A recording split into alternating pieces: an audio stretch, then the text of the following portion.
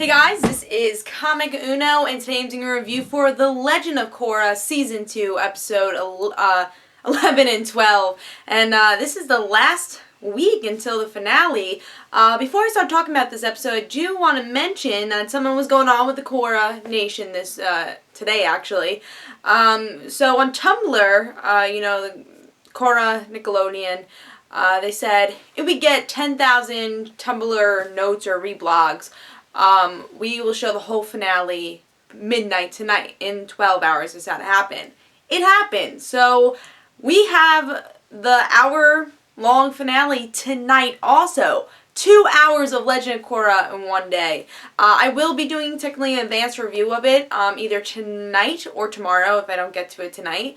But yeah, I will be reviewing the finale early because Nick.com's going to have it at midnight. So if you didn't know about that, go check out Nick.com if you want to see the finale and we'll have a double dose of Korra. But let's talk about this episode. Again, this is the second to last, I guess, episode since they put 4 episodes kind of together, having the hour special, which I think was definitely the better choice. I wouldn't want to see this in a half an hour time frame because I think it worked a lot better with an hour time frame. So in this episode, we get to see Varric. Yeah, he's evil. That's kind of defined here, but he's not that evil. I'll get to that, but he's not that evil because he was doing it just because he's a businessman. He's really the evil of a businessman. Other than that, he wasn't trying to be that evil. But he still screwed a lot of people, especially Mako, putting him in jail, and now he's in jail. And I have a feeling we're going to see a little bit more about him. I have a feeling that's not the end of his story. But Unlak, he wants to, of course, have the dark spirits rule the world right now. In the end of the episode, he does have the dark spirits rule, and he wants to be the new avatar for the dark spirits. So I thought that was a very interesting twist, and we're going to see more of that in the upcoming finale tonight. And then we have Korra. She comes back to the Avatar team, and this episode is a very Avatar team-centric episode, and still having those communications problems, especially with Korra, Mako, and Asami, because Korra thinks she's still with Mako. Asami just gives her this look, but still, cool with her because they're still friends. But we'll get to that. So that does get a little developed here, because we knew Asami and Mako had their thing in the episode The Sting. And now that Korra's back, what will happen? Will it be that season finale again, that Korra and Mako end up together happily ever after and then screw it all up in book 3? We'll have to see. So we get to see the whole battle in this. Jinora, we get to see a little bit more of her. She's still in the spirit world because that's exactly who they're trying to save with all this madness is Jinora. The Avatar team up, and we'll see if they end up stopping Unalaq. And also Bolin has an amazing fight scene defeating or saving the president of, Republic City. So let's talk about good and then the bad. There's some really good parts here. Love the Bolin scene. I don't know why I can say that.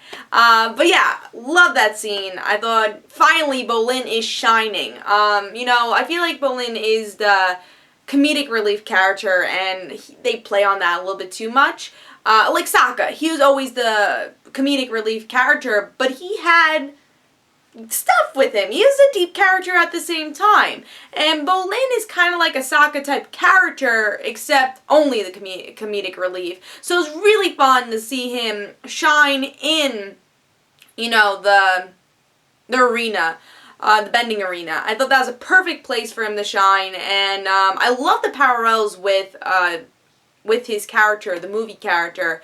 I really enjoyed that. Even though I really haven't loved the movie character thing, I don't think that was a good arc for him at all. I do like the parallels they're playing with the whole propaganda thing. I thought that was smart in a way. Not needed, but very smart. And it made that battle more epic. And I think, if anything was great in this episode, it was that scene. I think that was the scene I was most infused with, and I was just happy for Bolin because, again, we don't see him in action that often, and he was in action a lot here. He is still comedic relief, but he actually was taken seriously also at the same time. Now, let's talk about the Mako and Asami and Korra things. I kind of want to get that out of the way. Wow, when I saw that, I laughed. First of all, Mako is so screwed up. That boy needs to make a decision. I respect Asami because after this all happened, she doesn't really say anything, and she still does what she usually does. She's still friends with Korra, and she's trying not to ruin that. And she knows the world is at stake, so she's not going to make the relationship the main priority. And I respect that with Asami, because you'll see characters like that, and they'll be bitching the whole time, and be like, oh no, why did you do that? Asami has the strength to say, you know what, there's more important things going on, let's just deal with this after, and I really respect Asami for that. I hate Mako for what he did. I think it's just really stupid of what he's doing. He's like, alright, you cheated with Asami. Why can't you have, the strength to tell Korra that, alright, I like Asami? Or make the decision already. It's been 2 books already. Make the decision. Do you like Asami or do you like Korra? I know you're afraid of Korra. We all know that, it seems like.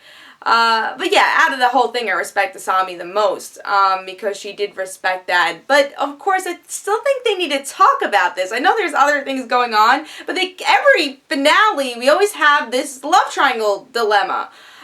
Pick somebody. And Mako's just horrible at this, and it makes his character more dislikable. You don't want to root for him because of this.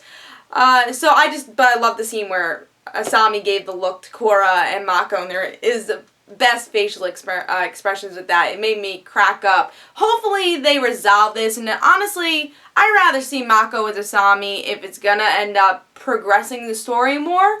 But I saw Asami and Bolin chemistry in this episode also, so I maybe want that relationship more, because I think Asami would be respected more with Bolin. And both Korra and Mako are just two hot-headed people that they keep screwing up their own relationship, so they deserve each other. Don't screw up Asami twice now.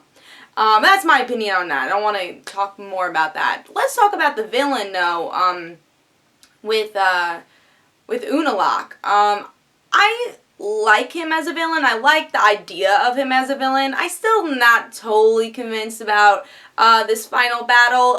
It's not I'm gonna keep saying it. It's not the Mon final battle that we all really enjoyed with season 1. It's not that type of villain. But I think Varric, at least what I read with the summaries, is gonna play a bigger part. And I think one of the problems with this episode actually was how they tackle Varric's story. I felt after all this, Bolin thing happened, like that was a very strong scene, and then they made it a comedic scene after when Varric has this jail with his assistant in it. I just thought, he's supposed to be a villain, why are you making him so comedic? We're supposed to hate him, and I just did not think they approached that correctly at all. Depending on where they're going with the character, I don't know, but I just did not like the feel of how Varric was in the jail, and he had the same personality that he did with episode 1 of season 2. He doesn't feel like a villain where he's supposed to be. You made it too comedic. I like that a lot of the things from the beginning of the season that we're all excited about, like the family aspect of Korra, is coming back. And I think that was very important because they forgot about that throughout the season. So I'm really, really happy that it ended up going back to, father and then the whole Avatar team being together again. And then having, really having everyone have a chance to fight, like Asami and Bolin and Mako. I think everyone had a chance to shine here. And, I really did enjoy that part with the Avatar team. I think it was important to have that, and also to see how much these characters have changed and how they have grown apart. But that hasn't changed anything for them to save the world. And I think something that they have to correct something in season 3, which they will have to, is correct this friendship. I really like the Avatar team, but let's correct this. Let's correct that friendship and have some communication. I think that's a magic word with Korra right now. I know there's this big battle going on, but we have an hour special. Give them some communication. Talk out some stuff, because there is some problems in that group that they all have to talk out.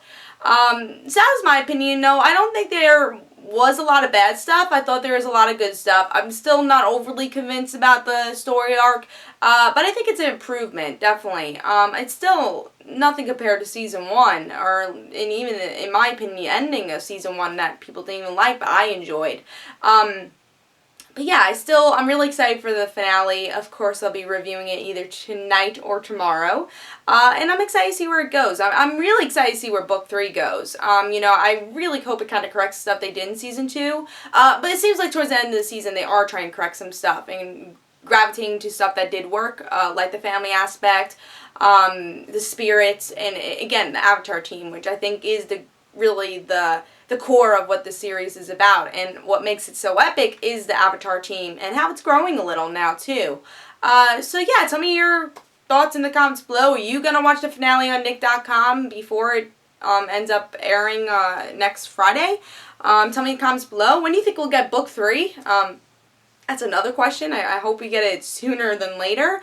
And do you think this episode improved some stuff? Because I think it did improve some stuff. And there are some good scenes here too. So I was especially happy with the Bolin scene. So I hope you guys enjoyed. This is Comic Unknown, guys. Don't forget to follow me on Twitter for Comic Unknown and the Rant Situations. And don't forget to like my Facebook page. And I'll see you guys later. Bye.